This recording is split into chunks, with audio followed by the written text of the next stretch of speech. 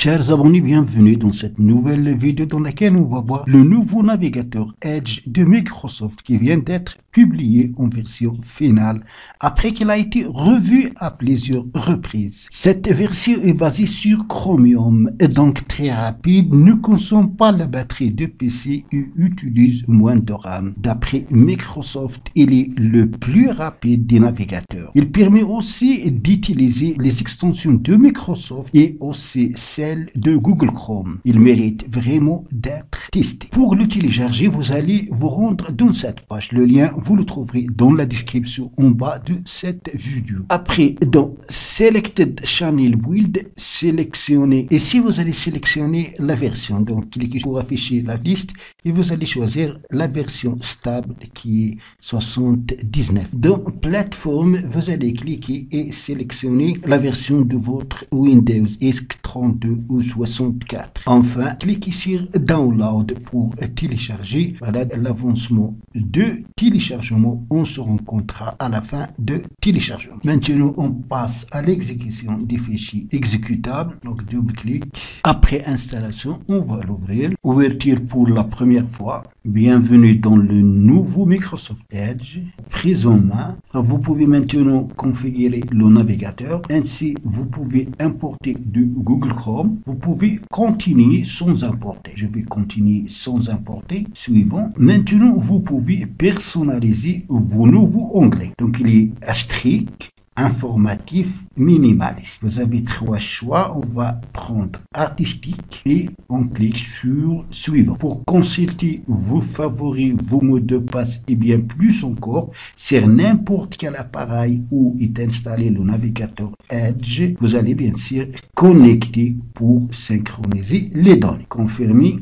Voilà. La première remarque, c'est qu'il est très rapide. Vous pouvez importer vos favoris maintenant à partir de Chrome, à partir d'un autre navigateur que vous utilisez déjà. Ici, vous pouvez effectuer vos recherches. Moi, je l'ai déjà testé. Il est très rapide puisqu'il est basé, comme on a dit, sur Chromium. Chromium, l'open source sur laquelle est basé plusieurs autres navigateurs comme Chrome. Alors les recherches, donc c'est très rapide. Je vais modifier la langue. Pour modifier la langue, vous allez cliquer ici sur paramètres. Plusieurs langues sont présentes en charge. On va prendre français France. Voilà. Vous pouvez personnaliser votre interface. Pour ajouter une icône, il suffit de cliquer sur le signe plus et vous allez ajouter ici le nom et ici l'URL. Vous pouvez ajouter par exemple Facebook, YouTube, Twitter, le site que vous utilisez quotidien. Et vous avez ici les trois points, c'est que vous pouvez renommer l'icône comme vous pouvez le supprimer. Et ici, c'est la zone de recherche pour effectuer vos recherches. C'est très rapide, comme on a dit, puisqu'il est basé sur Chromium, l'open source de navigateurs sur laquelle est basé d'autres navigateurs comme Chrome. Et si vous avez les trois, quand vous cliquez sur les trois, donc vous pouvez ouvrir un nouveau onglet, comme vous pouvez ouvrir une nouvelle fenêtre et vous pouvez ouvrir une fenêtre in private. Ça veut dire que vous allez naviguer en mode privé. Ça, c'est très important. Quand vous avez des sites dont vous n'avez pas confiance, vous pouvez donc les utiliser dans la fenêtre in private. Vous pouvez zoomer. Ici, le raccourci CTRL plus touche moins. Pour zoomer plus, cliquez directement sur la touche F11. Ici, c'est des favoris que vous pouvez toujours donc ajouter les favoris. Vous pouvez les gérer à partir de là pour effacer les données de navigation utilisées. Les raccourcis CTRL plus majuscule plus supprimer. Alors ici, c'est les téléchargements. Dans la partie téléchargement, vous allez trouver donc une liste qui catégorise les téléchargements. Ici, vous avez tous les fichiers. Ici, les fichiers en PDF, les documents, les applications, les images, les fichiers compressés, les vidéos, les audios et autres. Donc, ça, c'est très agencé, très réparé. Vous avez ici aussi applications. C'est que vous pouvez utiliser des applications sur votre ordinateur comme si vous êtes sur votre smart. Si on a attention, ça aussi c'est très important. Vous pouvez aller dans le Web Store de Microsoft pour ajouter des extensions. Pour les avoir, il suffit de cliquer sur obtenir des extensions dans Microsoft Store. Voilà donc la boutique en ligne des extensions de Microsoft.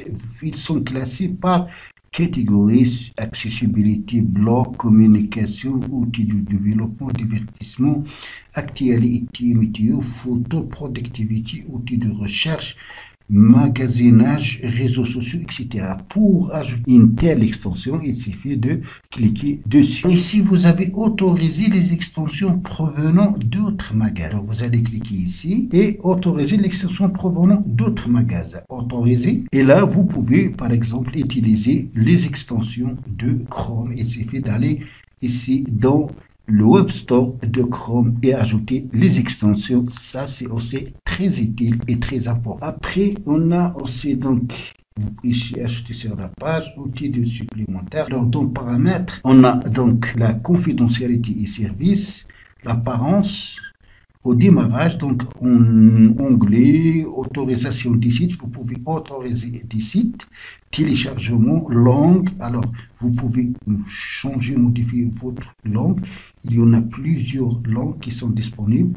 Donc, pour ajouter une langue, il suffit de cliquer ici, ajouter des langues, et la langue sera ajoutée. Alors, on va revenir aux applications. On a ici application. Donc, installer ce site en tant qu'application. Vous pouvez installer une application, par exemple Facebook ou Messenger, et l'utiliser comme si vous êtes sur votre smartphone mobile. Ça aussi, c'est nouveau. Maintenant, je vais vous prouver que ce nouveau navigateur n'utilise pas beaucoup de RAM. Je vais ouvrir deux fenêtres sur Edge. Je vais ouvrir aussi Chrome et je vais ouvrir aussi deux fenêtres sur Chrome. Maintenant, on va aller dans le gestionnaire de tâches pour savoir combien de RAM utilise Edge et combien de RAM utilise Chrome.